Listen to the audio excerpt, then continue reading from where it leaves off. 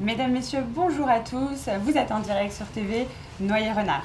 On se retrouvera sur plusieurs émissions pour parler de thèmes ou d'actualités qui touchent notre quartier, le Noyer-Renard, à Athis-Mons. Pour cette première émission, nous avons choisi le thème de l'emploi et plus précisément comment s'y prendre pour trouver un emploi à l'ère d'Internet. Pour aborder ce sujet, Divi Passion, réalisateur de l'émission, a fait appel à des professionnels concernés par l'emploi et un jeune à la recherche d'un emploi. Bien sûr, on voudrait vous remercier d'avoir accepté de participer à cette émission. Ainsi que la Maison de l'Environnement et du Développement durable de l'aéroport de Paris-Orly pour nous avoir accueillis pour le tournage de l'émission. Avant de leur donner la parole pour se présenter, vous, les téléspectateurs, vous avez la possibilité de poser des questions à l'aide du chat en direct qui leur seront soumis à la fin de l'émission. Donc bonjour. Bonjour. Je vais vous demander à chacun et chacune d'entre vous de vous présenter en quelques mots. Donc on va commencer par Madame Marie-Vonne Parcheminal. Bonjour, je suis Marie-Vonne Parcheminal, je suis responsable d'équipe au Pôle emploi de Savigny-sur-Orge. On continue avec la mission locale. La mission locale Nord-Essonne, donc Evelyne Perra, je suis adjointe de direction à la mission locale. Ibrahim Assey. Oui, bonjour, donc Ibrahim Assey, le directeur du PIN intercommunal Nord-Essonne, c'est le plan local pour l'insertion et l'emploi. On continue avec le groupe ADP. Donc Lorraine Klein, je représente le groupe ADP pour la partie recrutement. Et Monsieur Sandoche Viras. Bonjour, je m'appelle Sandoche, j'ai 23 ans, j'habite à Athis-Mons et je suis demandeur d'emploi. Donc pour une première partie d'émission, on va un peu présenter les structures et l'accompagnement. Donc on voulait savoir, Madame Marie-Vonne Parcheminal, si vous pouviez nous présenter votre structure et quel était son rôle. Oui, bien sûr. Donc Pôle emploi est chargé bien sûr de l'accueil et de l'inscription de tout demandeur d'emploi, du versement des indemnisations, de l'accompagnement des demandeurs d'emploi et du conseil en évolution professionnelle. Également de la prospection entreprise, bien sûr, pour recueillir des offres et de l'aide au recrutement aux entreprises. Et on assure également un rôle d'information sur le marché du travail vis-à-vis de nos usagers et de nos partenaires. Donc sur l'Essonne, pour vous donner une idée de la taille du réseau, nous sommes 14 agences locales et ça représente plus de 650 personnes, donc des conseillers en évolution professionnelle en priorité, et également bien sûr des conseillers indemnisation et des conseillers entreprises. D'accord. On continue avec la mission locale. Alors les missions locales, puisqu'il y en a partout sur le territoire national, ce sont des associations à but non lucratif qui accueillent des jeunes, donc qui les accompagnent en fait dans leurs projets. Alors très souvent ça reste quand même effectivement l'emploi, la première demande, mais on n'accompagne pas que ce sujet-là. Donc c'est l'emploi, mais c'est aussi la formation, la santé, le logement, le loisir, la citoyenneté. Sachant que un emploi c'est bien, mais parfois on a besoin d'une formation pour y accéder. On a besoin d'être en bonne santé pour le tenir, on a besoin d'avoir un logement aussi et d'être en équilibre pour pouvoir fonctionner. Donc voilà, les missions locales, c'est des structures qui accompagnent les projets des jeunes. D'accord. Ibrahim Assey, vous pouvez nous parler un peu du PLI. Donc l'association du PIN intercommunal Nord-Essonne, dont le siège est actuellement à Juvisy, a été créée en 1997 suite à la loi du 29 juillet 1998 sur la lutte contre les exclusions de Martine Aubry. Donc c'est un dispositif d'insertion par l'activité économique. En fait, on essaie de favoriser l'accompagnement et le retour à l'emploi des publics en grande difficulté, donc à savoir les bénéficiaires du RSA, les demandeurs d'emploi longue durée et les jeunes sans qualification ou de niveau inférieur au CAP et parallèlement des seniors et on en parlera plus tard, mais des publics résidents en QPV. Donc on est sur 7 communes, donc, notamment sur la partie essonnienne de l'EPT12. Donc Viry-Châtillon, Juvisy, Athis-Mons, Morangis, Savigny et Paris-Vieux-Post. Et aussi, on intervient aussi sur une communauté d'agglomération à côté, donc la communauté d'agglomération Grand Paris Sud avec la ville de Grigny. Donc on essaye avec une dynamique de réseau, c'est de développer des projets et financer aussi des actions, notamment de formation, de mobilisation, et surtout d'avoir un lien très étroit avec les entreprises, notamment et aussi pour promouvoir les clauses sociales dans le cadre des marchés publics, on en parlera tout à l'heure également. D'accord. Et Lorraine Klench, est-ce que vous pouvez nous présenter un peu le groupe ADP? Alors, le groupe ADP construit, aménage et exploite des aéroports dans le monde. C'est le deuxième opérateur aéroportuaire européen avec plus de 100 millions de passagers qui ont été accueillis sur les terminaux de Paris-Orly, Paris-Charles de Gaulle et Paris-Le Bourget. Et j'attire votre attention, il ne faut pas confondre le groupe ADP avec une compagnie aérienne. D'accord. Et vous, Sandosh, êtes-vous déjà entré en contact avec l'une des structures ici présentes pour trouver un emploi? Oui, bien sûr. Pôle emploi, surtout parce que j'utilise beaucoup Pôle emploi pour faire des candidatures en ligne. J'utilise la mission locale. Je vais souvent aussi à la mission locale parce que sur certains panneaux, ils mettent des petites affiches concernant des offres. Et éventuellement, s'il y en a qui m'intéressent, je contacte la mission locale pour ensuite, eux me l'envoient par mail pour que derrière, moi, je postule en ligne. D'accord, très bien. Et aujourd'hui, Marie-Vonne Parcheminal, où doit-on postuler pour trouver un emploi? Alors déjà, je précise qu'il faut avoir un objectif professionnel clair, avoir des outils de recherche d'emploi adaptés. Et il faut adapter sa stratégie de recherche à la manière dont les entreprises recrutent pour votre métier. Donc il faut travailler ce qu'on appelle le marché ouvert, c'est-à-dire répondre aux offres sur les sites emploi notamment, et notamment sur le nôtre, parce qu'on est le premier site d'emploi en France. Mais il faut également travailler sur ce qu'on appelle le marché caché, c'est-à-dire tout ce qui n'est pas offre d'emploi, donc principalement travailler sur son réseau personnel et professionnel et faire des candidatures spontanées et des présentations directes dans les métiers où c'est possible auprès des entreprises susceptibles d'embaucher des personnes qui ont votre profil. D'accord, très bien. Et pour la mission locale, quelles sont les conditions pour bénéficier d'un accompagnement? Alors, les missions locales, elles ont été créées pour les jeunes, donc qui ont entre 16 et 25 ans, dont la situation est la suivante, soit ils ont décroché du système scolaire, soit ils sont en voie de l'être, soit ils habitent la commune, donc on a un territoire défini. Donc, pour ce qui est de Nord-Essonne, nous sommes donc sur Athis-Mons, sur Juvisy, Paris-Vieille-Poste, Savigny, Viry et Morangis. Donc tous les jeunes de ce territoire-là sont rattachés à la mission locale Nord-Essonne.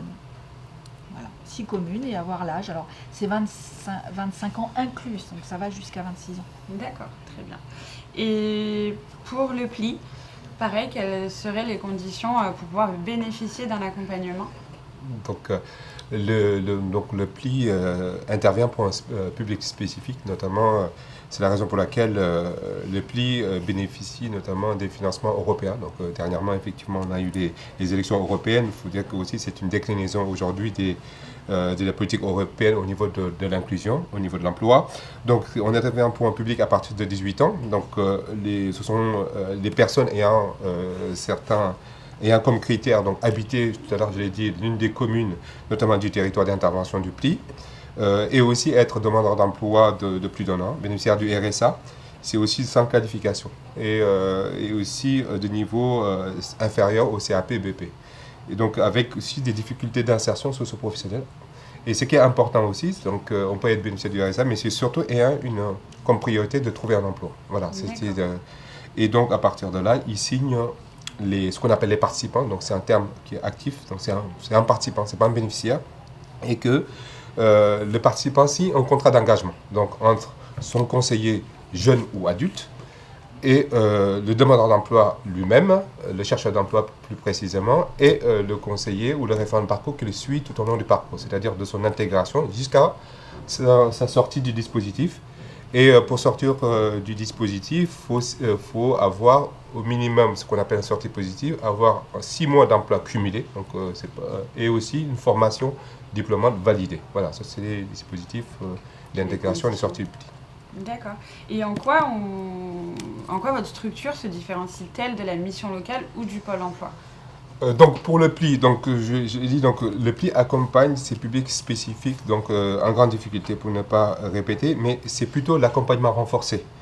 de l'accompagnement renforcé des publics via un référent unique dédié. C'est-à-dire la personne, le participant, dès qu'il rentre dans le dispositif, a un référent unique qui est dédié, donc qui le suit tout au long du parcours. Et dans le parcours, c'est une succession d'étapes. Donc il n'y a pas que l'accompagnement, il y a la formation, l'insertion, et jusqu'à suivi dans l'emploi. Donc c'est la spécificité du pli. Donc on raisonne plutôt en termes de logique de parcours, donc ponctué d'étapes. Donc chaque conseiller a une obligation de suivre le demandeur d'emploi, d'avoir au minimum 3 contacts par mois avec le demandeur d'emploi. D'accord. Et la tranche d'âge pour pouvoir... C'est à partir de 18 ans jusqu'à, nous avons fait dernièrement avec Divipation, donc notamment sur l'action notamment des seniors. Donc avec une matinale des seniors, on a fait avec ADP et on a fait une première session dernièrement. Et voilà, donc c'est à partir de 18 ans jusqu'à 60-65 ans au niveau des dispositifs. Peut-être je vais compléter pour que ce soit clair pour le public. En fait, on travaille ensemble. Ça veut dire qu'en fait, le PLI, c'est un acteur qui capte les fonds sociaux européens pour les publics dont vient de parler Ibrahima. Et du coup, nous, Mission Locale, comme nous sommes sur une partie de ce public, eh bien, nous sommes financés par le PLI pour faire cet accompagnement. Voilà. Donc, en fait, la partie jeune de l'accompagnement PLI, elle est traitée à la Mission Locale. Voilà, effectivement, pour les parties, donc nous avons une convention donc, avec la Mission Locale pour les publics de moins de 26 ans. Et les publics de plus de 26 ans, bon, sur chaque territoire commune du PLI, moi j'ai un agent donc, qui est chargé de suivre le public de plus de 26 ans, effectivement. Ce qui est bien pratique parce que quand les jeunes ont 26 ans, ce qui arrive quand même à un moment donné, il y a des passerelles. Eh bien, il y a une passerelle possible et du coup ils bénéficient d'une continuité d'accompagnement par le biais des conseillers du PLI. Et pour rebondir sur ça un petit peu, comment doit-on s'y prendre pour rentrer en contact avec vous ? Donc sur chaque commune, donc sur chaque commune d'intervention du PLI, donc là vous avez un professionnel, un référent unique dédié, donc qui est notamment pour le public adulte, donc il y a un référent public dédié qui est porté, qui est salarié par le PLI, donc qui est chargé de l'accompagnement de ce public cible. Pour les moins de 26 ans, donc nous avons une convention, donc ce sera avec la mission locale, par délégation, par financement du PLI. Donc voilà. là, en fait, l'accueil est le même pour tous les jeunes qui sont accompagnés à la mission locale.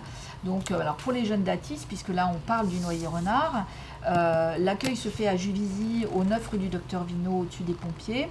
Donc les jeunes peuvent nous téléphoner au 69 38 29 10 ou bien venir nous rendre visite, sachant qu'aujourd'hui on a mis en place un mécanisme de boussole, comme on a appelé ça, de façon à ce que quand ils viennent, il n'y ait pas de délai de rendez-vous. Parce que historiquement, on avait des délais de rendez-vous qui étaient un peu compliqués et ça crée une déperdition. Aujourd'hui, on a en place ces boussoles, donc il y a eu au moins une demi-journée chaque journée où il y a un accueil sans rendez-vous. Donc ils viennent nous voir et en général, on se débrouille pour les recevoir dans la journée.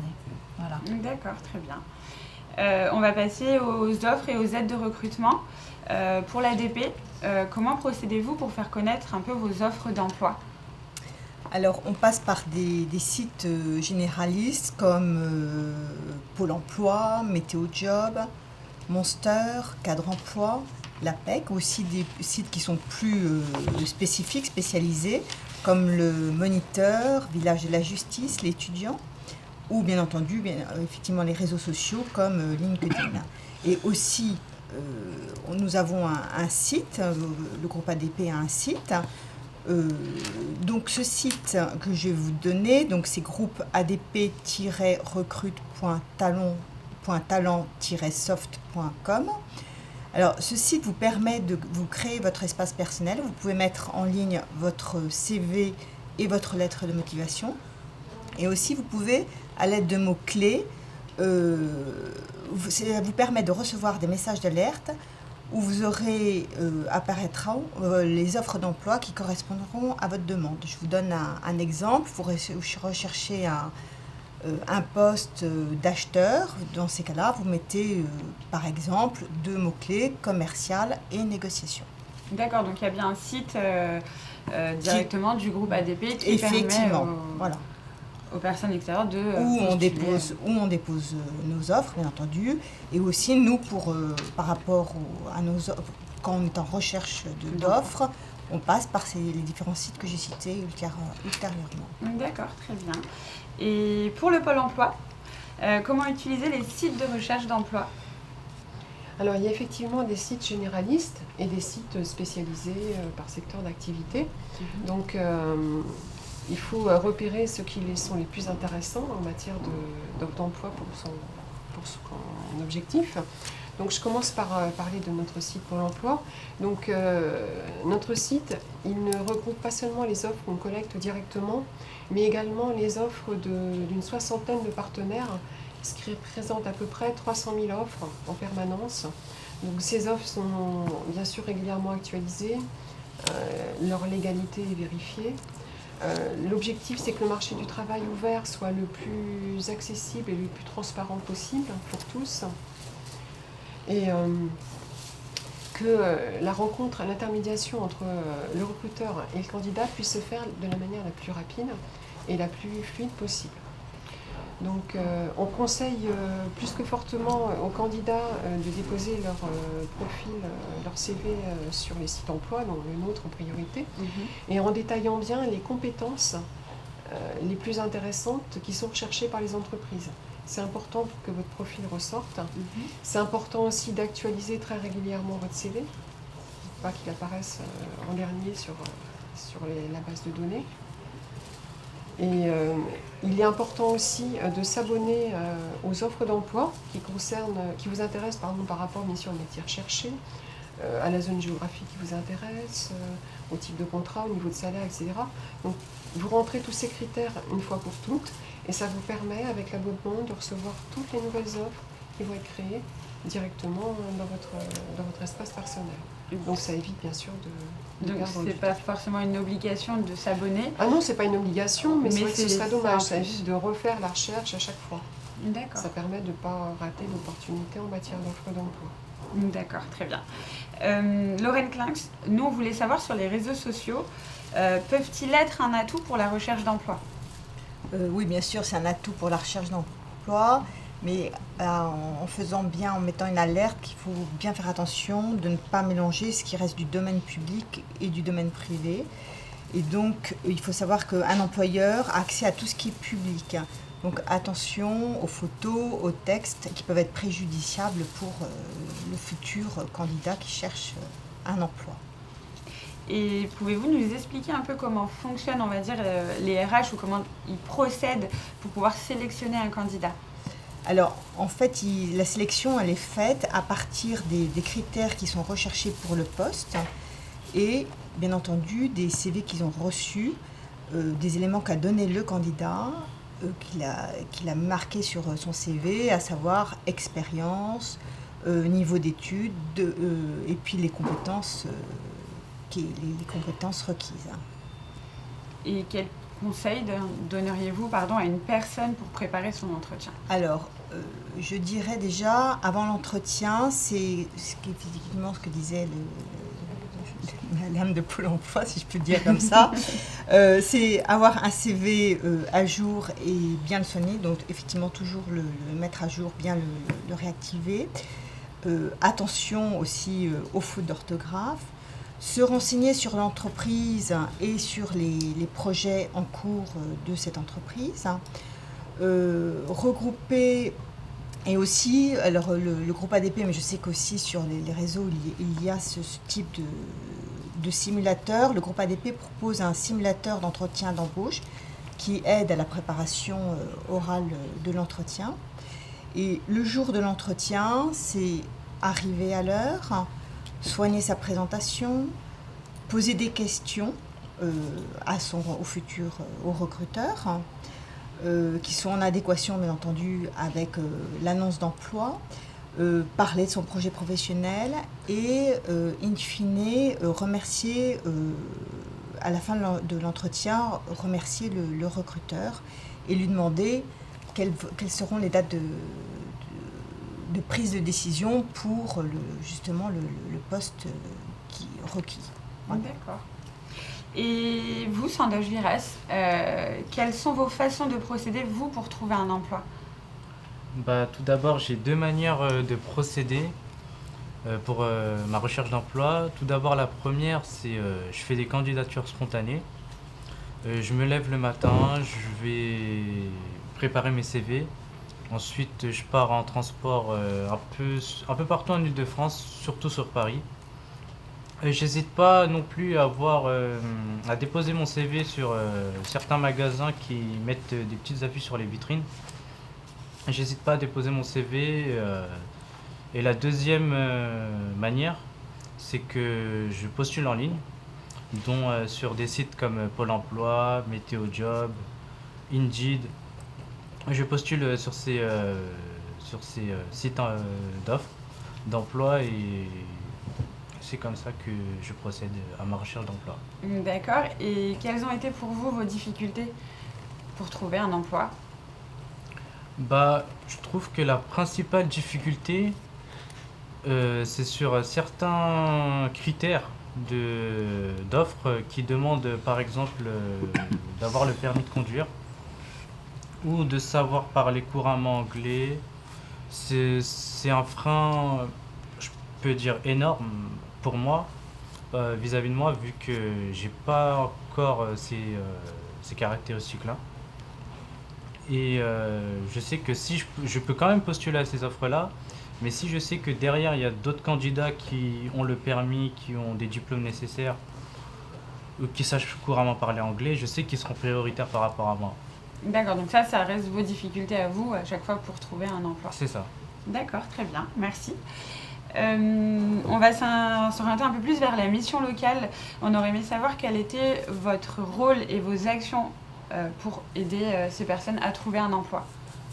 Alors, je vais rebondir sur ce que dit Sandoche parce que c'est très caractéristique des difficultés que les jeunes rencontrent, certains critères, etc. Enfin, et notamment le permis de conduire, la langue, enfin voilà.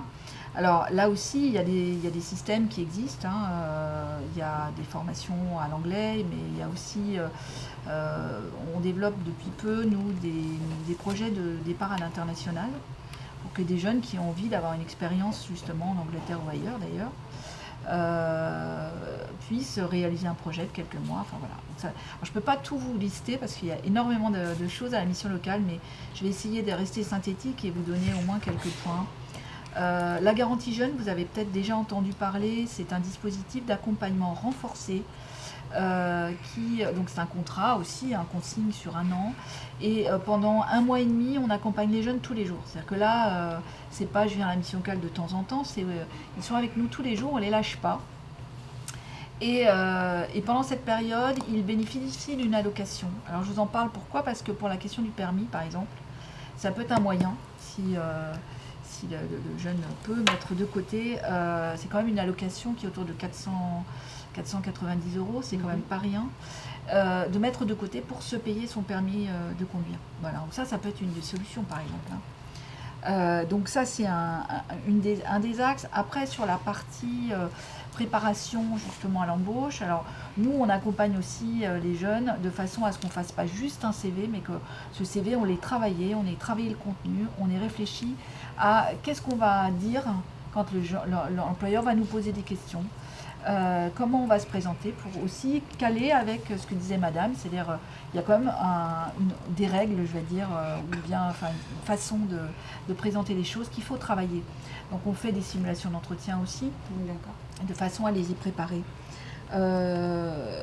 Pour revenir aux offres, alors c'est pareil, la mission locale, on a plein d'offres qui nous arrivent de Pôle emploi, du PLI, de tous nos partenaires, parce qu'on est en réseau en fait. Et puis on a aussi des entreprises qui s'adressent à nous en direct. Donc on a beaucoup d'offres qui nous arrivent et bien des fois on a du mal à les mettre en relation avec les jeunes. Donc on a un Facebook, Mission locale Nord-Essonne, qui permet, on espère que les réseaux sociaux vont enfin nous permettre de diffuser cette information et faire en sorte que les jeunes accèdent à ces informations. On a également une radio. Alors, c'est pas là qu'on envoie les offres, mais on envoie globalement toutes les informations sur les actualités, les job dating auxquels on participe tous ensemble. On se voit régulièrement entre le PLI et Pôle emploi notamment, et on participe ensemble à des job dating. Donc là aussi, les dates vous sont données sur les Facebook. Donc c'est aussi un moyen d'accéder à l'information. D'accord, très bien. Et Ibrahim Assay, on aurait aimé aussi voulu savoir le rôle et les actions pour aider ces personnes. Nous, pour le PLI, étant donné que nous sommes sous statut, je dirais, associatif, donc nous maîtrisons, je dirais, quelque part le nerf de la guerre, parce que nous avons une enveloppe de Fonds social européen, notamment 2 millions d'euros par an. C'est-à-dire que ça nous permet de faire de l'ingénierie d'action. C'est-à-dire qu'on peut monter des actions par rapport aux attentes des demandeurs d'emploi et aussi aux besoins des entreprises. Donc on a cette possibilité-là de faire, je dirais, de faire de la dentelle, faire de la co-construction d'actions par rapport aux besoins du territoire. Notamment pour lever certains freins, donc notamment les freins liés à la linguistique, le permis de conduire et la mobilité. Donc nous avons cette possibilité de lever les freins dans le cadre des actions. Donc là, nous avons travaillé notamment aussi au niveau du territoire, par exemple, notamment avec la région Île-de-France, notamment sur les actions de restauration. Parce que sur le territoire, on est dans le pôle d'Orly, le domaine d'Orly, il y a besoin notamment de la restauration. Donc nous allons former notamment une quinzaine de participants, notamment sur les actions. Donc là, on a une possibilité de mettre en place, de faire une formation et aussi une mise à l'emploi. Il y avait sur le numérique également. Sur le numérique, il y a aussi une niche qui est aujourd'hui, la valorisation des déchets. Aujourd'hui, c'est une niche donc, qui permet, les gens ne connaissent pas, mais c'est en termes de retour à l'emploi, vecteur de recrutement, c'est assez important. Et aussi, un nouveau projet aujourd'hui qui va voir le jour, c'est notamment l'entreprise d'entraînement pédagogique. Donc, c'est-à-dire c'est une entreprise fictive, c'est une nouvelle manière de mobiliser le demandeur d'emploi au lieu d'être sur un tableau blanc, etc. Voilà, nous avons quand même, avec les actions job dating que nous portons, les actions seniors. Et plus précisément, quelles seraient en fait vos actions, ou quelles sont vos actions pour les quartiers dits sensibles? Sur les quartiers sensibles, on a développé une action, notamment dans le cadre du contrat de ville. Nous avons donc mis en place une action sur un mois, une action coup de poing, et qui est appelée à perdurer, notamment directement dans le quartier du Grand Vaud à Savigny. Donc nous avons démarré une action au mois de mai. Donc avec l'ensemble des partenaires qui ont été mobilisés, qui s'appelle Un pas vers l'emploi en diversité. Donc là aussi, pour trouver la particularité notamment du public. Donc nous avons mis en place des offres d'emploi, organisé des sessions d'ailleurs hier, des sessions de recrutement directement in situ dans le quartier, et aussi avec l'accompagnement aussi de la création d'activités. Parce que c'est un public qui, notamment en termes de création d'activités, qui est assez moteur là-dessus. C'est aussi promouvoir des réussites. Donc parfois on parle des quartiers, mais c'est aussi des moments l'occasion de pouvoir les réussites et aussi les femmes, notamment dans les quartiers. D'accord. Et il y avait aussi, dernièrement, le deuxième action qui est quotidienne, qui est assez transversale. Le PLI gère ce qu'on appelle les clauses sociales dans le cadre des marchés publics, dans les programmes de rénovation urbaine, dans les quartiers QPV en rue. Donc les élus ont opté pour mettre en place des clauses sociales dans leur marché, notamment dans le cadre. Donc, c'est-à-dire qu'on génère des heures de travail pour les publics des quartiers en difficulté, notamment les quartiers sensibles. D'accord. Voilà.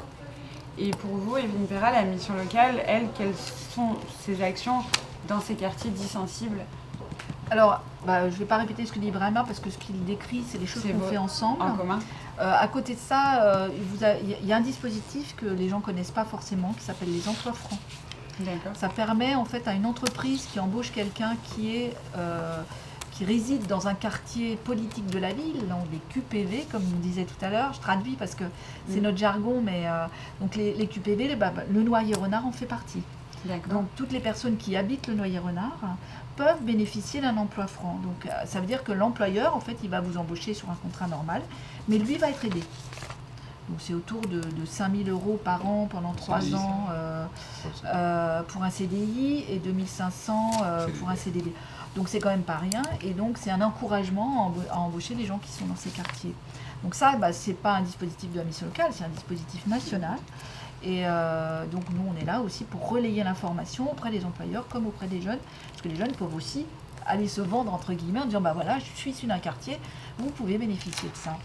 D'accord. Donc ça c'est une action. Alors après nous, mission locale, nos fondamentaux, on va dire, hormis l'action globale, donc de traiter tous les sujets, c'est aussi de se rapprocher de la vie des lieux de vie des jeunes. Ça veut dire que on est amené par exemple à faire des permanences dans les quartiers, c'est ce qu'on est en train de développer avec Ibrahima là en ce moment, parce qu'on se rend compte que les jeunes restent un peu enfermés, les gens restent un peu enfermés dans leur quartier, et que parfois ils se fient, je dirais, ou on dit alors la mission locale ça sert à rien, c'est possible à certains moments, et à d'autres oui, ça doit servir puisque quand même on l'a prouvé. Donc l'idée c'est quand même d'aller chercher ces gens qui n'osent pas ou ont peur ou quoi ou qu'est-ce de se déplacer et aller vers nous pour aller chercher de l'information et trouver des solutions.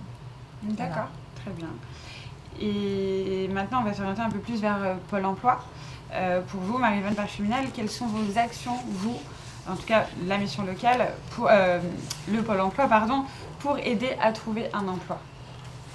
Donc déjà, dès son inscription, chaque demandeur d'emploi est bien sûr reçu en entretien et le conseiller va, avec son accord, lui proposer le parcours d'accompagnement qui va être le plus adapté à ses besoins, selon son autonomie dans sa recherche, selon le besoin qu'il peut avoir ou pas de définir un projet professionnel, ou selon son éloignement ou pas à l'emploi. Et il aura bien sûr, dès son inscription, un conseiller référent qui va lui être affecté et qui va le suivre tout au long de son parcours vers le retour à l'emploi. Donc on a énormément de services différents, je vais vous parler des principaux. Donc on mobilise notamment tout ce qui est atelier de recherche d'emploi. Ça dure une demi-journée et c'est des thèmes qui couvrent tous les domaines liés aux outils de recherche d'emploi, le travail sur les compétences, l'aide au projet professionnel, la simulation d'entretien par exemple. Il y a aussi des prestations beaucoup plus longues qui sont des prestations d'accompagnement qui peuvent aller jusqu'à 4 mois. Donc les prestations c'est extrêmement varié, ça va d'une demi-journée donc à plusieurs mois. Et on a aussi, donc bien sûr, en complémentarité avec les ateliers et avec tous les conseils que peut donner le conseiller en entretien, on a une plateforme de service qui s'appelle Emploi Store, qui est en fait une plateforme gratuite, accessible à tous, quel que soit votre statut, qui regroupe plus de 300 applications et sites différents. Donc c'est vraiment énorme. Donc en plus de ce qu'on peut s'attendre à y trouver, donc tout ce qui est outils, tout ce qui est applications pour vous aider à bâtir vos outils de recherche d'emploi, travailler votre projet professionnel, création d'entreprise. Voilà, on peut trouver ou de simuler un entretien, comme sur le site d'ADP. On peut trouver aussi des applications qui n'ont rien à voir mais qui sont utiles quand même, comme par exemple développer sa pratique des langues étrangères. Donc c'est vraiment une mine d'or que j'encourage tout un chacun à aller consulter, même sans être forcément demandeur d'emploi. Donc ça, c'est effectivement les services dématérialisés qui sont complémentaires par rapport à tous les autres. Et je voudrais aussi développer plus spécifiquement tout ce qui est service d'intermédiation vers les entreprises. D'accord. Donc, bien sûr, on propose des offres d'emploi à nos demandeurs d'emploi, en entretien ou par envoi par mail. On fait aussi de la promotion de profil. Ça, c'est moins connu, puisque on a évidemment beaucoup d'entreprises clientes. On connaît leurs besoins, on essaye d'anticiper leurs besoins, leurs difficultés de recrutement. Et donc, on peut très bien leur proposer des CV qui correspondent au type de poste qu'elles recrutent. Bien sûr, avant, il faut que les candidats aient donné leur accord pour que leur CV puisse être transmis directement. On convoque aussi les candidats, les demandeurs d'emploi à des forums emploi, à des job dating. On promeut les mesures pour l'emploi, donc notamment effectivement les emplois francs qui sont vraiment la priorité nationale en ce moment. On peut aussi monter des stages d'adaptation avant embauche. Donc le principe est très simple, c'est en fait une période de formation, d'adaptation avant une embauche pour combler une compétence qui n'est pas forcément là. Et ça peut être fait de manière individuelle ou collective pour des sociétés qui recrutent en nombre, par exemple. D'accord. Et donc on conseille bien évidemment aussi les entreprises sur ce qui est mesure pour l'emploi, enfin on les informe et on les conseille.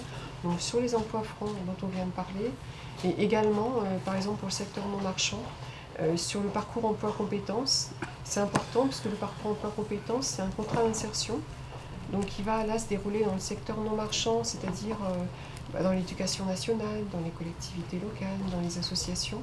C'est destiné à des personnes en difficulté d'insertion, et donc c'est des contrats qui prévoient un accompagnement, un suivi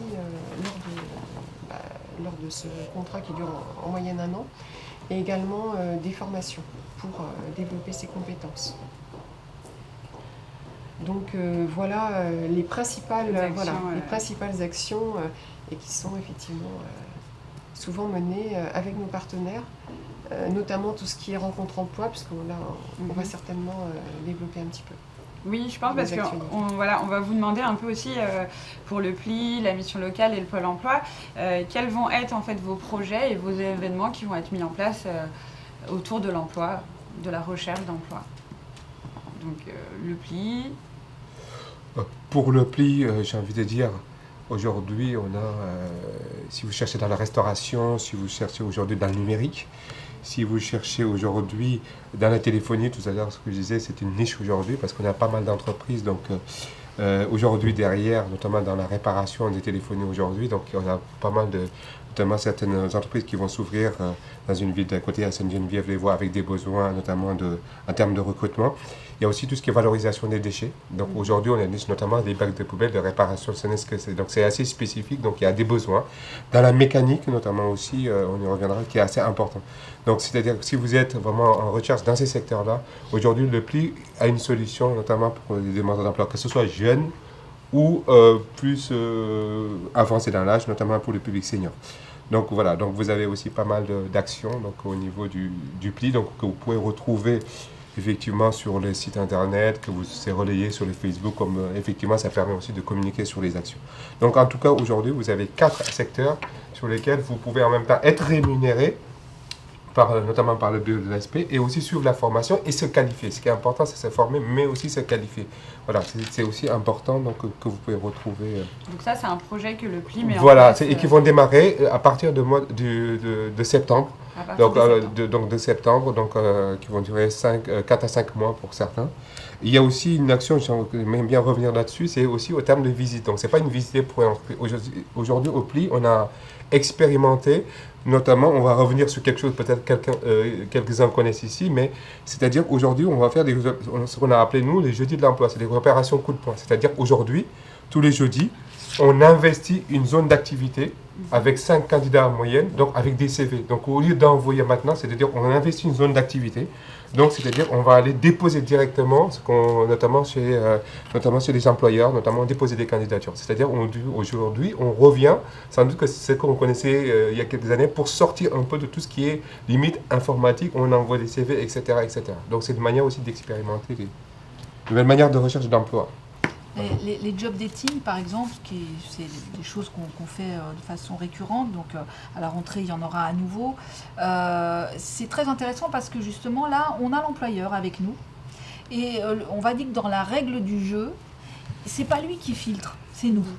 Donc quelqu'un qui n'aurait pas tout à fait le profil, à qui il manque un truc, etc., et ben on va lui glisser quand même, parce qu'il y a des fois les employeurs ils se font une représentation du candidat idéal, etc., et puis se rendent compte qu'en réalité ils préfèrent à la limite quelqu'un qui n'aurait pas tout à fait ça, mais ça, le permis, il n'est pas encore là, mais il va le passer. Voilà, et parfois on arrive à... Voilà, donc ça c'est intéressant, parce que des gens qui n'auraient pas obtenu de rendez-vous sur papier avec le CV, et ben là, ils arrivent à vivre un entretien, à se présenter, à faire savoir qui ils sont. Et là, on est bien dans l'humain, hein, c'est pas juste des mots sur un papier, c'est un recrutement avec des gens qui accrochent ou qui n'accrochent pas, et des fois l'accroche se fait. Donc ça, c'est quand même une méthode qui a fait un peu ses preuves et qui nous permettent de présenter des gens qui ont du mal à trouver du travail, en fait, tout simplement. Et ça s'appelle un job dating. Des job dating. D'accord. Ou meeting, alors ça c'est la version anglaise, on va dire. Bon, les deux sont anglais d'ailleurs. Mais alors sur les job dating à venir, on a donc Orly International, donc on est sur la zone aéroportuaire.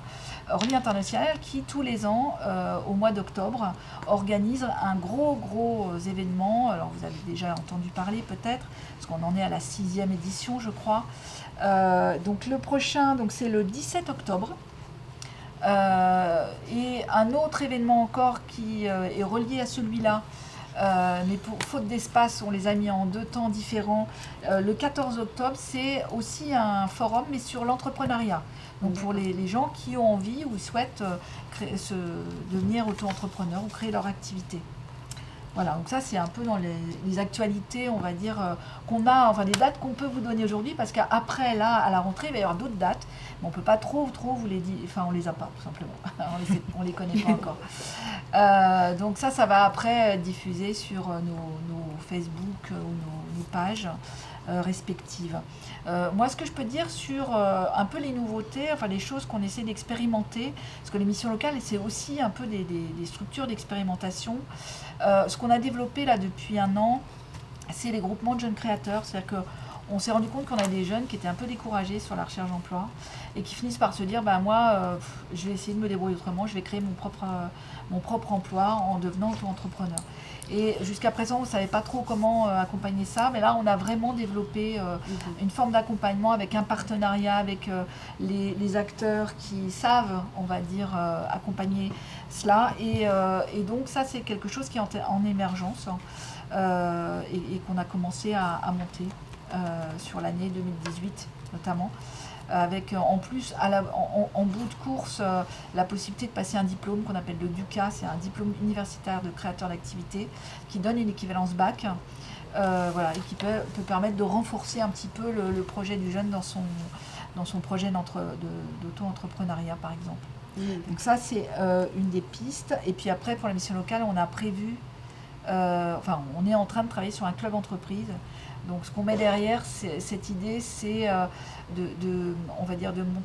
d'avoir un réseau d'entreprises avec lesquelles on a une relation privilégiée et qui seraient d'accord pour expérimenter des choses avec nous, faire découvrir des choses à des jeunes qui ne savent pas. Jouer le jeu, on va dire, de l'insertion. Alors, je n'aime pas trop ce mot-là, mais c'est le mot qui convient, on va dire, pour expliquer de quoi il s'agit.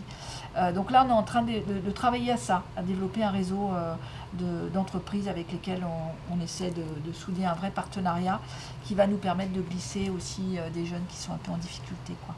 D'accord, très bien. Et pour le Pôle emploi, des événements, des projets à venir qui pourraient intéresser nos téléspectateurs aujourd'hui? Donc en ce qui concerne les gros événements, donc les gros forums parisiens et les gros forums essonniens, départementaux, donc Pôle emploi participe systématiquement, bien entendu, à tous les forums emploi. Certains en tant qu'organisateurs, certains en tant que partenaires. Et en plus de ça, chaque agence locale organise de façon hebdomadaire des recrutements dans le cadre de l'opération #vers un métier. Donc vous avez accès à ces sessions de recrutement sur notre site, bien sûr, dans la rubrique événements, dans la rubrique candidats, un petit peu partout. Il suffit de taper #vers un métier. Donc c'est des recrutements essentiellement dans les métiers en tension, dans les métiers où c'est le plus difficile pour les entreprises de trouver des candidats. Et donc là, nous sommes mobilisés de manière hebdomadaire et on cherche des candidats en permanence. Et donc les candidats sont invités à se manifester, à répondre aux offres, parce que tout ça c'est publié. On fait tous les ans avec nos partenaires les rendez-vous de l'emploi au mois d'octobre. Il y a ceux d'Orly et il y a aussi les rendez-vous de l'emploi dans toutes les agences. Tout à fait. Mais c'est vrai que les forums emploi, il y en a vraiment en permanence, ou job dating, selon si c'est sur rendez-vous ou pas. J'en profite pour parler de celui qui aura lieu demain dans l'Essonne, avec nos partenaires d'ailleurs. Ça s'appelle les quartiers de l'emploi. Donc toutes les agences pour l'emploi organisent leur événement. Et ça se passe dans un quartier politique de la ville. Donc sur notre secteur, ça va se passer à Athis-Mons, dans le quartier du Noyer-Renard, dans l'espace Goscinny. C'est demain après-midi. Donc nous avons bien sûr des recruteurs. Nous avons une association qui s'appelle Nos quartiers ont du talent pour conseiller les jeunes diplômés des quartiers dissensibles. Nous avons aussi un intervenant en création d'entreprise, en plus du pli de la mission locale, comme je viens de le dire. Donc c'est vraiment... l'important, c'est de faire des temps forts et d'arriver vraiment à ce que les candidats et les entreprises se rencontrent, effectivement, pour aller au-delà des préjugés ou des représentations de chacun et donner à chacun la chance de se confronter au marché du travail, de rencontrer les recruteurs. C'est vraiment important. Je voulais profiter aussi de rebondir dans ce qui est dit. On parle d'événements, de projets, c'est qu'effectivement, vous avez le réseau acteur, je dirais, de l'emploi, mais ce qui est important, on l'a vu dernièrement, expérimenter, il y a une nécessité aussi d'avoir d'autres acteurs, de mobiliser d'autres acteurs, notamment quand on parle de quartiers prioritaires, pour que ça soit efficace. Notamment, je pense aux bailleurs. Notamment, le bailleur, ils ont tout le rôle pour intégrer aussi cet ensemblier, en tout cas, ils ont tout le rôle. Il y a aussi les amicales de locataires. Donc, c'est aussi, ce sont des partenaires aussi, ça permet aux organismes de relayer les informations pour qu'on touche davantage le public, en tout cas le public qui est concerné. C'est-à-dire on peut amener des offres d'emploi, on peut amener des actions aussi intéressantes soient-elles, mais il y a un moment donné un besoin, au-delà des acteurs, avoir aussi ce relais, je veux dire, au quotidien, notamment pour que nos actions soient plus efficaces. D'accord, très bien. Donc il y a plein de projets, plein d'événements à venir pour la recherche d'emploi. Et ça, c'est très bien. Pour le groupe ADP, par contre, on aurait aimé savoir quels sont vos besoins, vous, ici à la Maison de l'Environnement, et dans quel domaine et où on s'adresse pour pouvoir consulter vos offres d'emploi. Alors, nous, le groupe ADP est vraiment un réel besoin. C'est dans les profils, dans les métiers de la maintenance, les métiers techniques de la maintenance. Alors, je vais vous en lister certains qui sont l'électrotechnique, les fluides thermiques, les méthodes de la maintenance, les automatismes, l'informatique industrielle. Et vraiment, c'est quelque chose énormément alerté parce que il y a un réel besoin. Et aussi, il faut savoir que même si vous n'avez pas le profil, on recrute en alternance sur ces profils-là. Donc avec une formation à la clé ou Alors l'alternance, après, c'est effectivement avec l'école et l'emploi, la société qui, voilà, il y a un partenariat. Alors les conventions exactes, je ne les connais pas exactement, mais effectivement, on peut trouver des jobs en alternance dans ce domaine-là. D'accord, très bien, merci. Et donc là, je vais m'orienter un peu plus vers le pôle emploi, la mission locale et le PLI. Pour vous, où trouver un emploi aujourd'hui? Dans quel secteur il y a du recrutement? Et surtout, quel bassin d'emploi pour le Noyer-Renard, pour ce quartier dit sensible? Vous, la mission locale? Alors après, bon, tout dépend de la qualification. Le vrai problème, c'est ça, c'est que, comme disait Madame, il y a des lieux, enfin des métiers dans lesquels il y a vraiment des gros besoins, mais malheureusement, les gens ne sont pas formés. Donc là, il y a vraiment besoin de formation, j'allais dire, avant tout. Après, nous, dans les job dating, et ce qu'on active habituellement, les métiers, on va dire, récurrents, c'est la logistique, par exemple, les métiers du transport, c'est les métiers d'aide à la personne, aide à domicile, ce genre de choses, la restauration. Voilà, les choses qui reviennent en fait dans les besoins récurrents, c'est ce genre de choses. Vous pouvez me compléter parce que... Oui, Ibrahim Assel, pour vous, quel bassin d'emploi sur ce quartier du Noyer-Renard? Écoutez, ici, donc effectivement, en termes de bassin, bien évidemment, Noyer-Renard, le bassin, on en pense tout de suite au bassin, au secteur aéroportuaire, la zone d'Orly, etc. Donc effectivement, mais il n'y a pas que, parce qu'Orly ne pourra malheureusement pas tout absorber, parce que nous, on dit aux demandeurs d'emploi, nous disons qu'il faut élargir notamment le champ de recherche, aller là où l'emploi se trouve. Par contre, j'aurais bien aimé aussi appuyer ce que disait tout à l'heure Laurent Klein, c'est-à-dire on parle de formation, etc. Mais on oublie parfois les difficultés que nous avons au quotidien. Je pense que c'est au niveau des financements de formation. Vous allez avoir aujourd'hui des besoins. L'entreprise, il dit j'ai envie de recruter. En formation, il faut qu'il y ait une adéquation, je dirais, au poste, entre offre et la demande. Vous avez l'offre, etc. Mais il manque aussi, notamment en termes d'adéquation poste, de formation. Sauf que parfois, on se casse les dents. Aussi au niveau, c'est-à-dire que des fonds de formation pour amener juste à pouvoir peut-être apporter quelques modules pour que la personne soit opérationnelle. Donc aujourd'hui, effectivement, il y a des postes, on nous dit qu'il faut former, etc. Mais il y a un moment, je sais qu'il y a l'offre de la région, mais il manque parfois aussi des places, notamment dans les CFA. Il faut être clair, notamment pour les jeunes. Il manque des places dans les CFA. Et parfois, ce n'est pas l'employeur. Donc, c'est pas dans les CFA. Et aussi, il manque notamment certaines formations, notamment pour financer des formations individuelles. Donc, aujourd'hui, il y a une difficulté, notamment de financement des formations. Donc, il y a aussi cette question-là à prendre en compte dans notre réflexion également. Et bon, il n'y a pas de bassin particulier relié à Noyer-Renard. Je veux dire, Noyer-Renard, c'est le bassin général. Donc forcément, il faut s'appuyer sur les besoins du territoire de proximité. Et là, tout ce qu'on dit, nous, on est sur un territoire de proximité.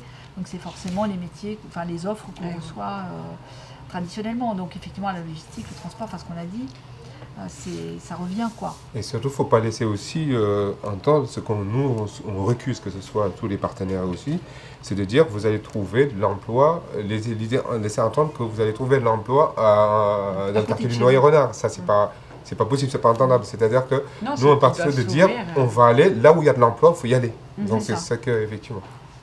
Après là, c'était juste pour, on va dire, viser un peu ce quartier pour le pousser à aller vers... Tout à fait, de sortir aussi. Voilà, de sortir un peu de son petit cocon, on va dire. Tout à fait. Et pour vous, le Pôle emploi, Oui, les métiers en tension, ce sont les mêmes un petit peu partout en France. Et c'est vrai que forcément sur notre secteur géographique, oui. Beaucoup la logistique sur les sols, en plus de la restauration, de l'aide à domicile, de certains postes du transport. Donc on rencontre souvent des problèmes de mobilité, des problèmes des temps partiels qui n'intéressent pas forcément les candidats. Mais souvent comme des problèmes de mobilité par rapport aux horaires, par rapport à l'accessibilité des zones de travail. En dehors de l'inadéquation parfois entre les profils et les offres. D'accord. Après, il y a des métiers qui ne sont pas peu demandés. Par exemple, les espaces verts, c'est un métier qui est peu demandé par les candidats. Et il y a du boulot dans ces domaines-là. D'accord, donc les espaces verts, par exemple. Un secteur qui recrute. Oui. D'accord, très bien. Donc je vous remercie d'avoir répondu à ces questions-là. Mais on a d'autres questions des internautes qui étaient là en direct et on va appeler Willy qui va nous rejoindre.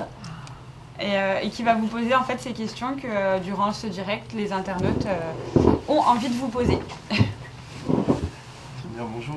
Bonjour Willy. Déjà encore merci à vous de votre participation. Donc oui, comme vous l'a dit Sarah, sur le live, certains internautes ont posé quelques questions.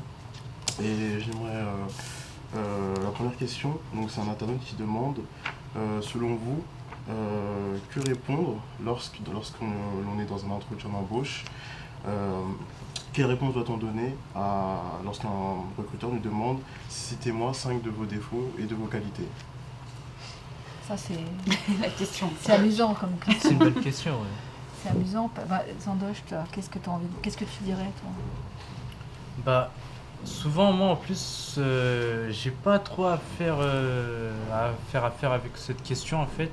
Face à un recruteur, on me le pose pas trop souvent, mais quand on me la pose souvent au niveau des défauts, il n'y a pas directement des défauts qui viennent en tête, donc c'est pour ça qu'en fait je sais pas quoi répondre derrière en fait.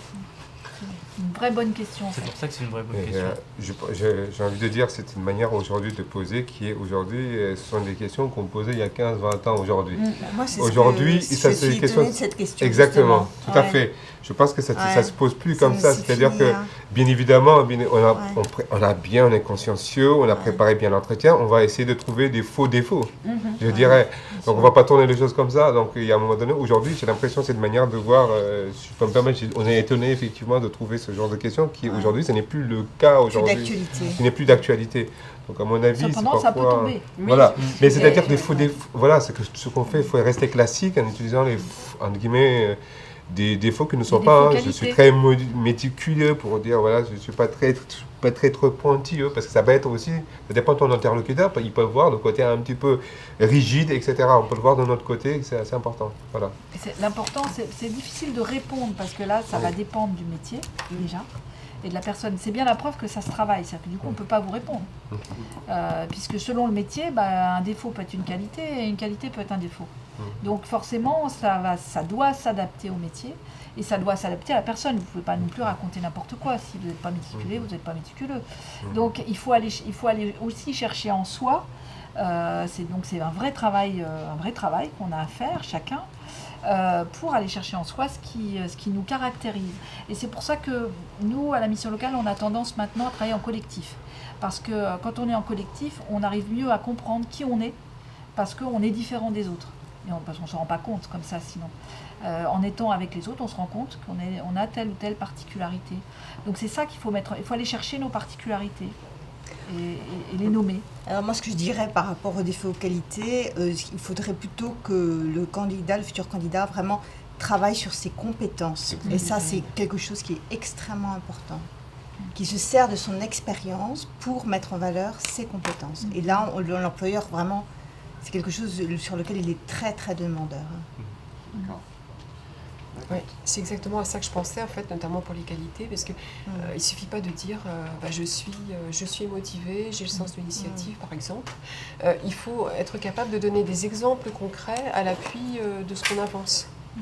Et comme ça, on est crédible. Et puis les exemples concrets, en général, voilà, on retombe forcément sur les compétences. Sur des exemples de situations dans lesquelles on s'est trouvé, dans lesquelles on a fait preuve de tel ou tel type de qualité. Et effectivement, ces défauts et qualités, ça dépend aussi du poste recherché. C'est pas dans l'absolu. Et ça va se chercher dans le vécu. Ouais, c'est pas forcément la personnalité qui cherche à comprendre et à savoir. C'est plutôt sur le poste voulu. D'accord, très bien. J'ai aussi une seconde question qui peut-être s'adresse peut-être plus à vous, Madame Parcheminal. Un internaute nous demande comment est-ce qu'on peut prendre connaissance des offres qui sont sur le marché caché. Alors déjà, ce n'est pas des offres justement à proprement parler, c'est des opportunités qui peuvent se présenter dans un avenir plus ou moins proche. Donc, travailler le marché caché, ça ne veut pas dire seulement essayer de savoir quels postes sont à pourvoir là du jour au lendemain. Ça veut dire s'intéresser aux entreprises, son marché du travail, s'intéresser à leurs projets, être curieux de manière générale, lire la presse professionnelle ou généraliste, savoir quelles implantations d'entreprises il peut y avoir pas trop loin de chez vous par exemple. C'est se tenir au courant de manière générale, donc de manière plus ou moins pointue selon qu'on vise un secteur professionnel précis ou pas.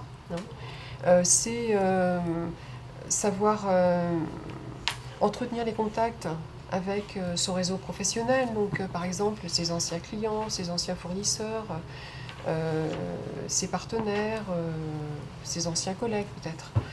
Donc c'est rester en fait en relation avec un milieu professionnel, souvent, de manière à pouvoir en fait présenter votre candidature sous forme d'offre de service et pas seulement comme chercheur d'emploi. Savoir quelles compétences mettre en avant pour réaliser tel projet pour l'entreprise. C'est vraiment comme ça qu'il faut le concevoir et s'organiser. Et surtout pas hésiter à en parler autour de soi. C'est pas une honte d'être en recherche d'emploi. Ça arrive absolument à tout le monde, à tous les profils, à toute personne. Donc c'est quelque chose de tout à fait... voilà. Enfin, moi, je le vis tous les jours, forcément, c'est mon quotidien, mais c'est vraiment quelque chose qu'il faut pas hésiter dont il ne faut pas hésiter à parler et à se faire connaître tout autour de soi. Et donc, on peut rebondir, c'est de ne pas s'isoler. De ne pas s'isoler. Voilà. De ne pas rester chez soi, uniquement répondre sur Internet. Il y a une technique canadienne qui propose de sortir du schéma classique j'envoie mon CV parce que je suis candidat et de faire des enquêtes, ce qu'on appelle des enquêtes métiers. C'est-à-dire je prends même pas mon CV, à la limite c'est pas ça l'objet, je vais à la rencontre de gens qui font le métier dans lequel j'ai envie d'aller et je vais simplement leur demander conseil. Et il se trouve que quand c'est parfois plus facile de rencontrer quelqu'un avec cette démarche-là que de rencontrer quelqu'un en lui disant est-ce que vous avez du travail ? Parce que quand vous demandez à quelqu'un est-ce que vous avez du travail, quand il n'en a pas, il vous dit non, et puis ça s'arrête, tout simplement. Alors que quand vous allez voir quelqu'un en lui disant est-ce que vous pouvez simplement répondre à 2-3 questions, j'ai 2-3 questions à vous poser, etc. Bon, alors parfois ils n'ont pas le temps, c'est fort possible, mais je veux dire, on arrive plus facilement à avoir réponse à 2-3 questions. En ce moment, dans ce domaine-là, qu'est-ce qui marche pas, est-ce que vous avez des partenaires avec lesquels que vous connaissez qui recrutent en ce moment, etc. Et le fait d'avoir rencontré cette personne-là, c'est tout bête, mais ça vous crée une personne en plus dans votre bannette. Si vous retenez son nom, son numéro de téléphone, vous pourrez le rappeler 3 mois plus tard, peut-être, en lui demandant si aujourd'hui il y a de nouvelles actualités. Donc c'est une façon aussi de candidater spontanément, mais en étant dans le contact. Ça revient à l'idée du réseau professionnel. C'est-à-dire aujourd'hui, c'est vrai qu'on a tendance à dire qu'il faut envoyer des démotivations. Combien de jeunes ou de demandeurs d'emploi nous disent j'ai envoyé 250, 400, etc., j'ai pas de réponse, etc., etc. Donc l'idée, à mon avis, il y a un autre vecteur aussi de manière de retrouver un emploi. Enfin, en tout cas, nous, on essaie de tendre, d'aller aujourd'hui vers ça, c'est de développer son réseau professionnel. C'est-à-dire, j'ai vu qu'il y a une entreprise X qui est sur Grigny, par exemple, qui recrute au niveau de l'entretien. Je cherche de l'entretien, je suis sur Atismos. Donc, à un moment donné, je peux donner les coordonnées. Aujourd'hui, c'est ça, je pense, renforcer le réseau professionnel. C'est ça qui est aujourd'hui, je dirais, à mon sens, à pousser. Il y a un autre moyen, c'est ce qu'on appelle alors dans notre jargon les PMSMP, je ne sais plus ce que ça veut dire. PMSMP. C'est une période de mise en situation professionnelle en entreprise. Voilà. C'est en fait une période de découverte qui peut aller jusqu'à 2 semaines pour découvrir un secteur d'activité ou un métier. Il n'y a pas de promesse d'embauche de l'entreprise, mais c'est extrêmement intéressant, c'est toujours extrêmement intéressant pour le demandeur d'emploi qui fait ça, pour confirmer son projet professionnel, et ça ne peut couvrir des pistes après pour une embauche éventuelle dans l'entreprise ou dans une autre entreprise du secteur. C'est toujours extrêmement positif, extrêmement intéressant. Parce qu'on vous connaît. Ouais. Quand vous avez fait un stage dans une entreprise, on vous connaît. Forcément, avant d'aller passer des annonces qui vont faire appel à X personnes qu'on ne connaît pas, on va déjà, si vous avez fait bonne impression, enfin, on va déjà faire appel à vous. Moi j'ai un exemple vécu, puisque à la mission locale, on a recruté, enfin, il y a eu des périodes où on a recruté, forcément. On est aussi une structure employeuse. Eh bien, il y a nombreuses de mes collègues qui sont d'anciennes stagiaires. Voilà. Et c'est vraiment une démonstration. Pourquoi je serais allée passer des annonces alors que j'avais quelqu'un là, que je connaissais, qui avait déjà testé et ça a marché avec l'équipe, etc. Pourquoi je vais aller chercher ailleurs? Donc le marché caché, effectivement, c'est très intéressant et c'est une bonne question parce que avant que les annonces arrivent, en général, elles existent avant d'arriver et parfois on peut effectivement, en ciblant bien, je dirais, les toucher avant qu'elles arrivent. Ouais. Donc c'est un plus. C'est un plus, c'est une bonne démarche. On passe à la prochaine question. Oui, très bien. Pour la prochaine question, c'est une question qui est du coup très très précise. Un internaute qui nous demande s'il existe, selon vous, une stigmatisation du noyer renard à l'embauche, enfin sur le quartier du noyer renard à l'embauche, et si oui, comment peut-on faire pour la surmonter? Moi, je vais vous dire, on intervient tout à l'heure, j'ai dit sur cette commune.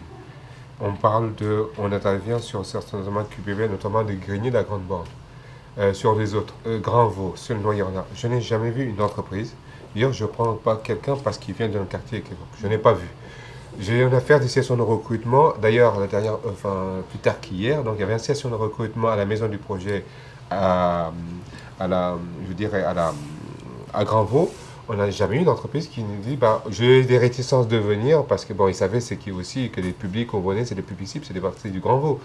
Là, il y avait le 13, donc notamment le 13, demain, pareil, avec Pôle emploi à Goscinny, donc dans le quartier du Noyer-Renard. Donc on a, au niveau des entreprises, je n'ai jamais vu une entreprise ou un partenaire qui dit je ne viens pas, puisqu'on a des par rapport au public, ça, on n'a jamais vu. Peut-être qu'à un moment donné, c'est aussi lever aussi certaines, je dirais, représentations. Tout à l'heure, on parlait de compétences. Peut-être notre manière de préparer le public, notamment aux entretiens, c'est-à-dire que pas se dire toujours, parce qu'ils sont parfois certains, notamment ceux qui n'ont pas trouvé de l'emploi, etc. Il y a une situation, je dirais, si j'ose le terme, parfois de faiblesse ou de manque de confiance pour faire quelque chose un mot global.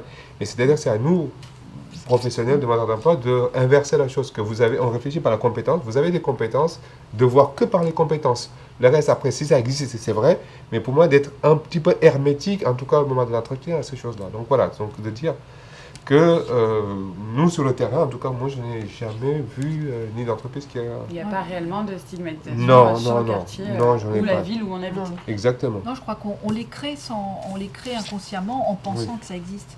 Parce que, bien sûr, peut-être que ça existe. Enfin, on n'a pas lu dans les pensées de tous ces employeurs qui, peut-être, ont pensé ça à un moment donné. Mais ça ne s'est jamais exprimé et ça ne s'est jamais vu. Donc, plus on le pense, plus ça existe. Je pense qu'il ne faut pas se dire ça. il faut rester confiant, on est un citoyen et qu'on soit de là ou d'ailleurs.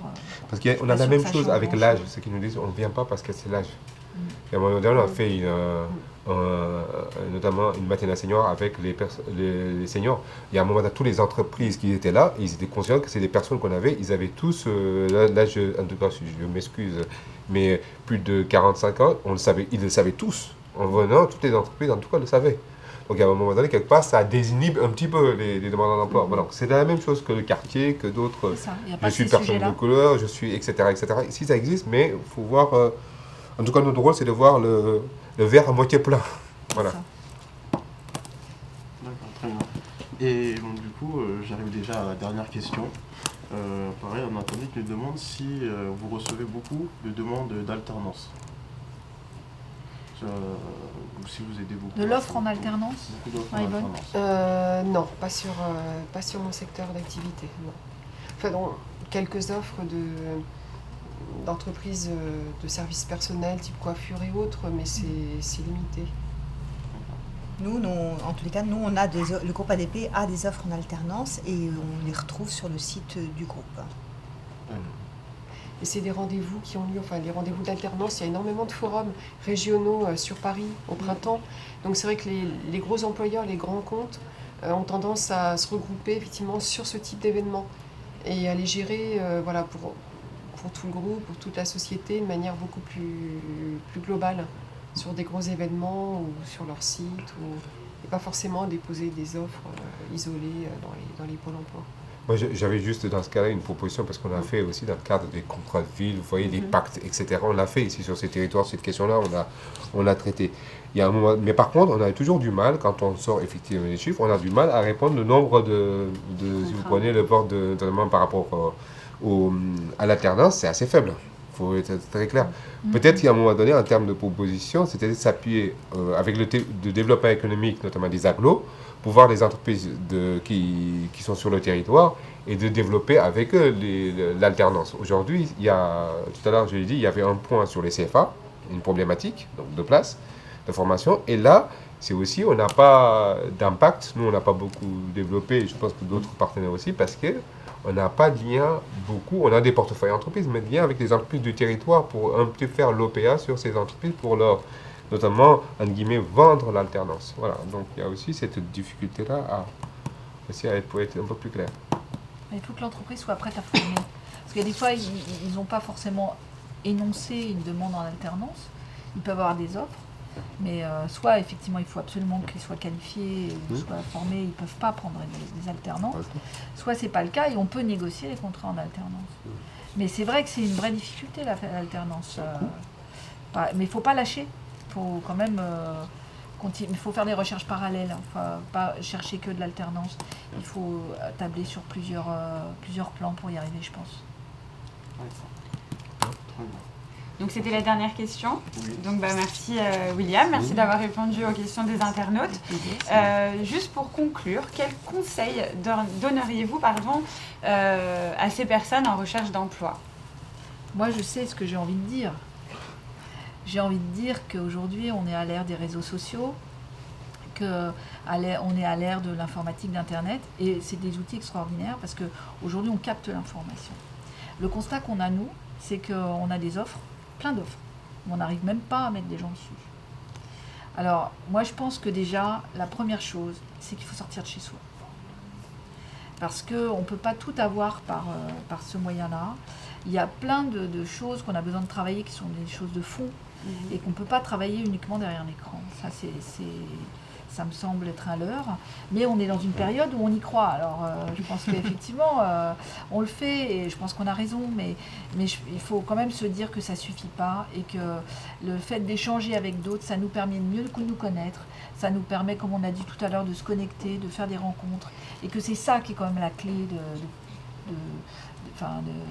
un recrutement, c'est quand même une rencontre, faut pas oublier quoi. Et sur le papier, moi je suis toujours un peu dubitative parce que justement sur le papier, quand on reçoit des CV, on a affaire tout de suite aux préjugés du nom, de la ville. On met en place des mécanismes justement qui peuvent générer de l'étiquetage ou ce genre de choses. Alors que quand on rencontre les gens, on se rend compte que n'y a pas de souci, quoi. Donc quand on est en recherche d'emploi, je crois que c'est important de ne pas s'isoler, parce que l'isolement, pour moi, c'est un vrai danger. Je crois qu'on ne se rend plus compte de ce qu'on renvoie aux autres. On a besoin d'être... et puis on perd de l'énergie, on perd de l'envie, on y croit... on y croit de moins en moins quand on est isolé. Moi, j'ai cette impression-là. D'accord. Alors, moi, je dirais faire une liste avec toutes les différentes postulations. C'est comme un petit journal de bord.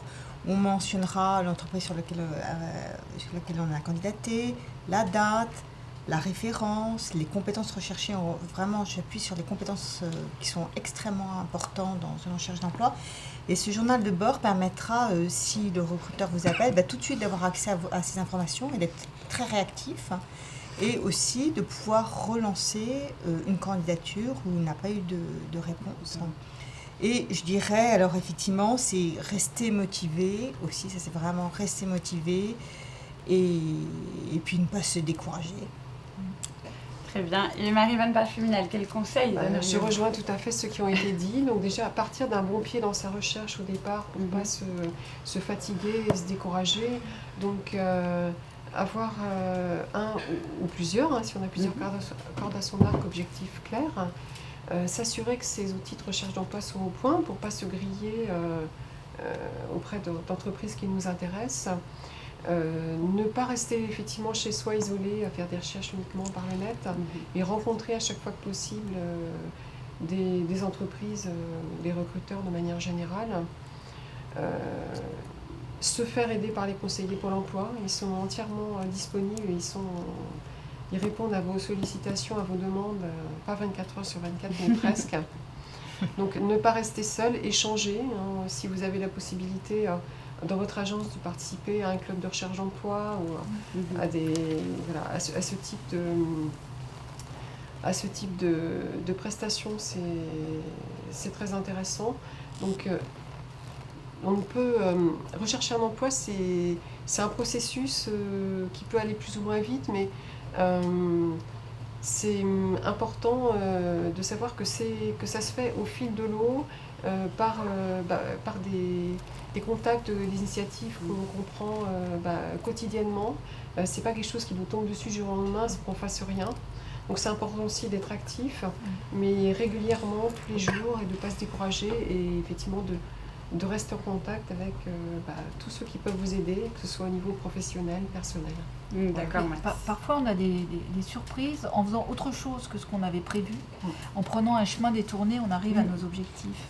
Donc parfois, il faut un peu s'éloigner du chemin pour arriver à le rattraper. Et vous, Ibrahim Assaï, un petit conseil je dirais pas forcément. Nous, c'est plutôt moi j'ai envie de dire, soyez acteurs, quoi. Donc, vous avez des compétences, donc ouvrez bon sang le champ des possibles.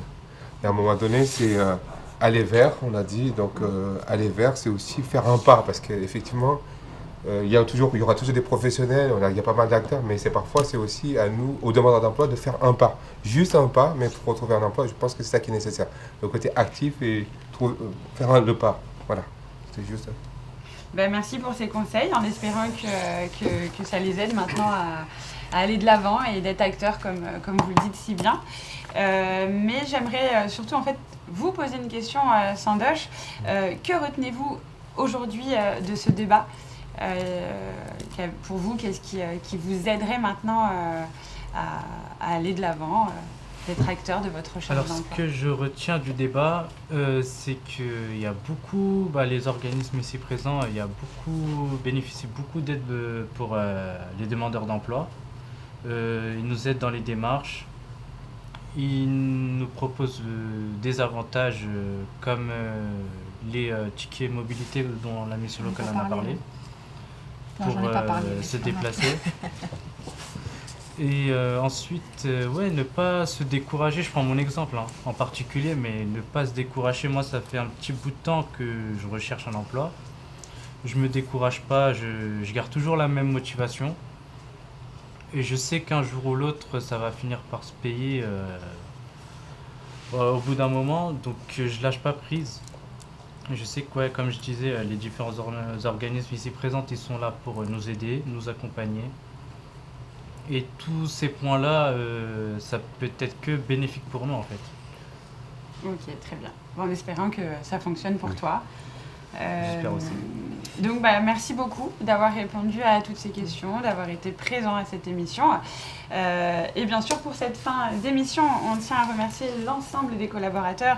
Donc, Marie-Vonne Parcheminal pour le Pôle emploi, Evelyne Perra pour la mission locale, Ibrahim Assey pour le PLI, Lorraine Klench pour le groupe ADP et bien sûr, Sandoz Viras, notre jeune en recherche d'emploi, et William qui nous a rejoint pour les questions internautes.